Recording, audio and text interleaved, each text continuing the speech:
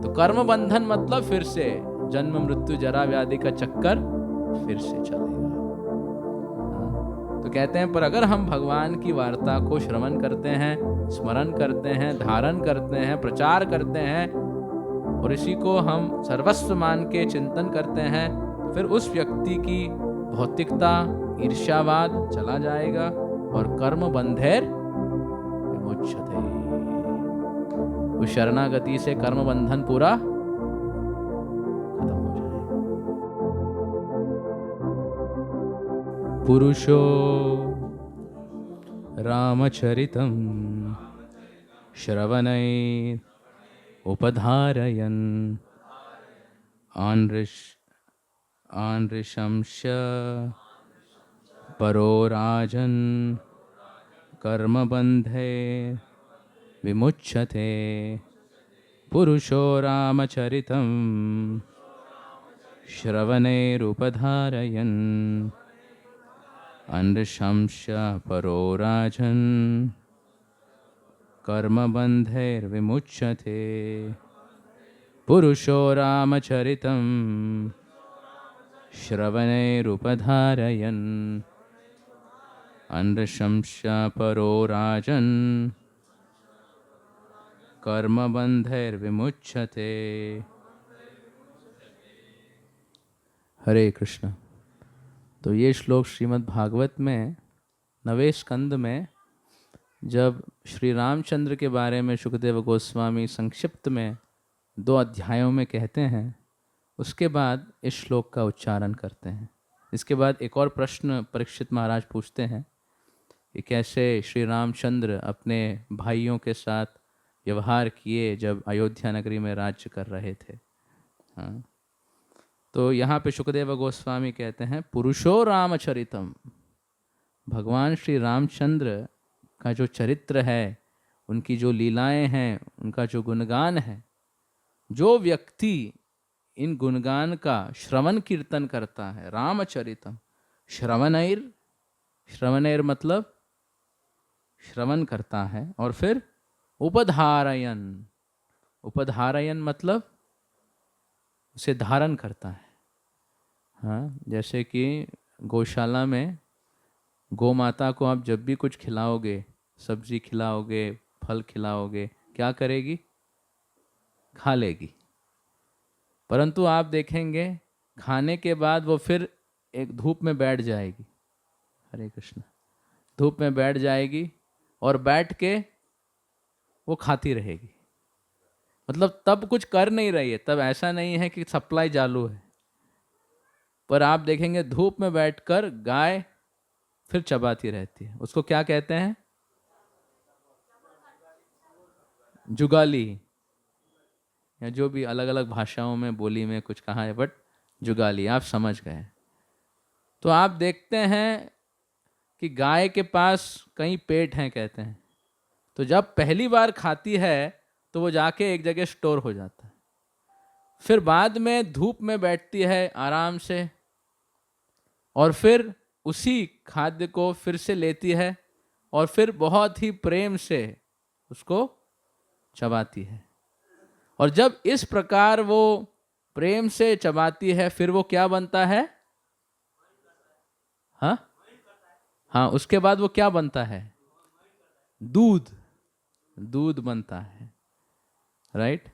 उसी प्रकार श्रवण का प्रोग्राम से आप ग्रहण तो कर सकते हैं, पर श्रवण करने के बाद आप उसको फिर से याद करें और सोचें कि ये मैं अपने जीवन में कैसे धारण कर सकता हूं।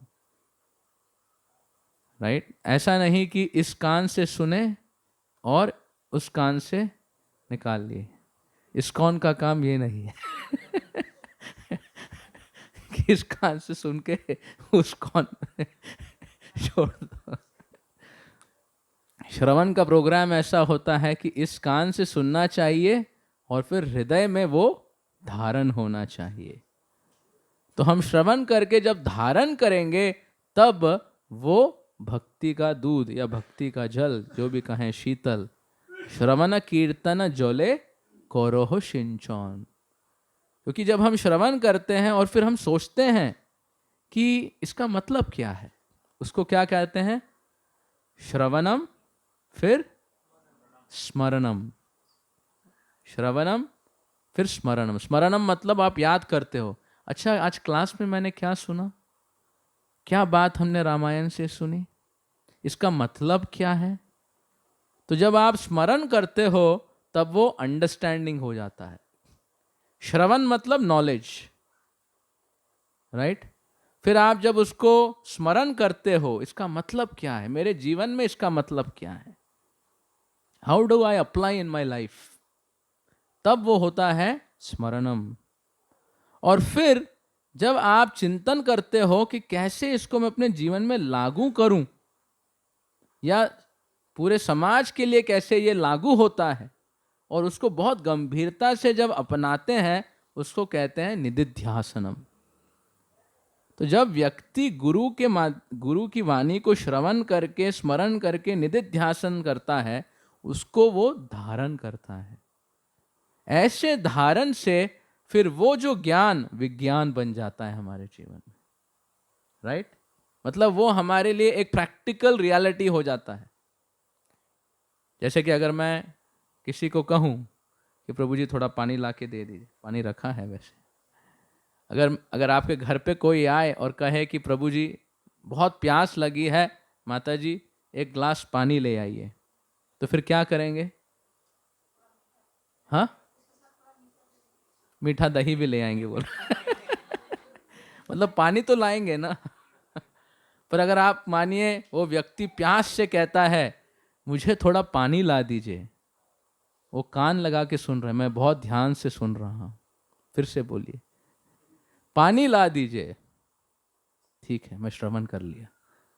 अरे भाई पानी ला दीजिए, मैं ध्यान से सुन लिया। अरे कुछ प्रॉब्लम है क्या घर में पानी का सप्लाई खत्म हो गया अगर कोई आपको कहे प्यास लग रही है पानी लाइए, तो उसका मतलब क्या है? आप जाके पानी भी ले आएंगी, और जैसे माता जी ने कहा बंगाल में मिष्टी दही भी आ जाएगा। पर अगर आप कहेंगे मैंने बहुत ध्यान से इसको सुना है कि आपको प्यास लगी है और पानी चाहिए, इसका मतलब कुछ हुआ? मतलब श्रवण करना मतलब हमारे जीवन में वो अमल हो जाना चाहिए। श्रवण करके अगर हमारे जीवन में वो अमल नहीं हुआ, तो फिर हृदय का मल वहीं पे रहेगा, वो हिलेगा नहीं हृदय से, राइट। तो भगवान जब ये लीलाएं करते हैं, चरित्र अपना दर्शाते हैं, वो चाहते हैं कि इनको श्रवण करके हम अपने जीवन में उसको अपनाएं, और हमारे जीवन में कभी निर्णय करना हो तो हम सोचेंगे अरे श्री रामचंद्र जब ऐसी स्थिति में थे तो क्या किए, लक्ष्मण क्या किए, भरत क्या किए, तो मुझे क्या करना चाहिए।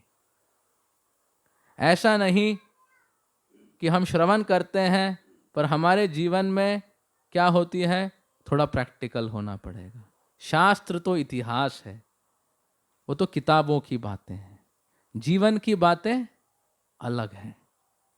परंतु हम देखते हैं जो लोग जीवन की बातें प्रैक्टिकली करते हैं और इतिहास को किताब में रखते हैं, उनका जीवन और एक इतिहास हो जाता है, जिसको बाद में इतिहास में पढ़ते हैं लोग, राइट। इन्होंने इतिहास में ऐसा किया और अभी दूसरा इतिहास बन गया। परंतु अगर आप चाहते हो कि जो शास्त्रों का इतिहास है उसी प्रकार हमारा जीवन भी हो, तो फिर हमें उन्हीं तत्वों से अपने जीवन का निर्माण करना पड़ेगा। भौतिक तत्वों से जो भी निर्माण होगा वो नश्वर होगा। माया देवी उसको पूरी तरह जो है भूतवा भूतवा प्रलीयते, बर्बाद कर देगी, तोड़ देगी। हाँ, भौतिकता नश्वर है।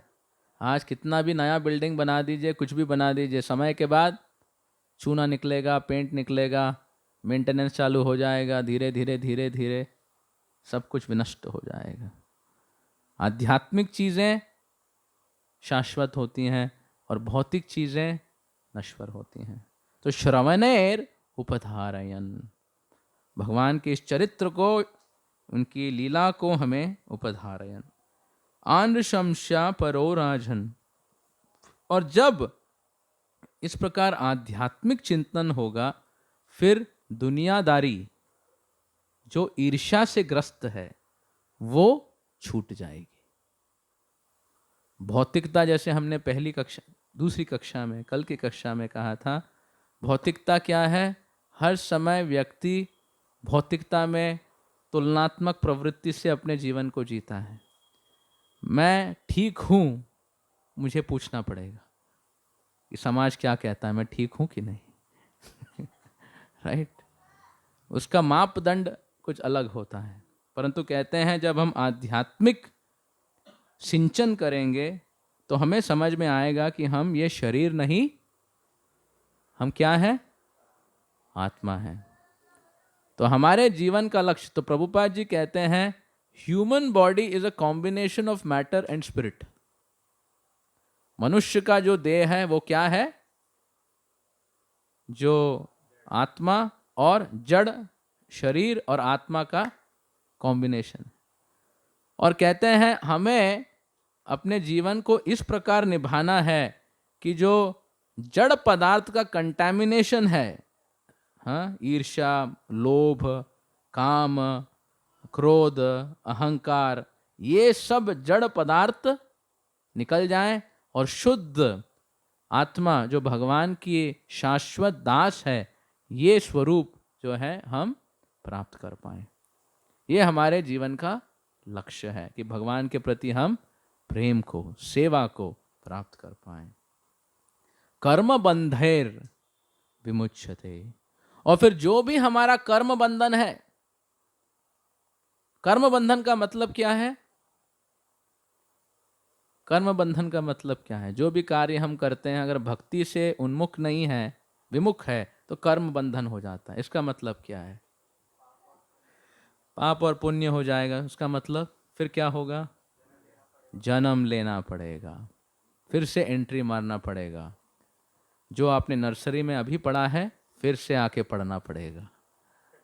आ ई उ जितना कर्म बंधन उतना बार बार आके जो लीला अभी किए हैं वो फिर से, हाँ, जिन्होंने बहुत लीला कर ली, बहुत कुछ हो गया, वो कहेंगे फिर से। नहीं, फिर से नहीं। राइट? तो कर्म बंधन मतलब फिर से जन्म मृत्यु जरा व्याधि का चक्कर फिर से चलेगा। हाँ, तो कहते हैं पर अगर हम भगवान की वार्ता को श्रवण करते हैं, स्मरण करते हैं, धारण करते हैं, प्रचार करते हैं और इसी को हम सर्वस्व मान के चिंतन करते हैं, तो फिर उस व्यक्ति की भौतिकता, ईर्ष्यावाद चला जाएगा और कर्म बंधेर विमुच्यते। उस शरणागति से कर्म बंधन पूरा खत्म हो जाएगा। राइट? ये आशीर्वाद शुकदेव गोस्वामी दे रहे हैं जो भक्त भगवान के चरितम, हाँ, भगवान के चरित्र, भगवान की लीलाएं उनको श्रवण करते हैं।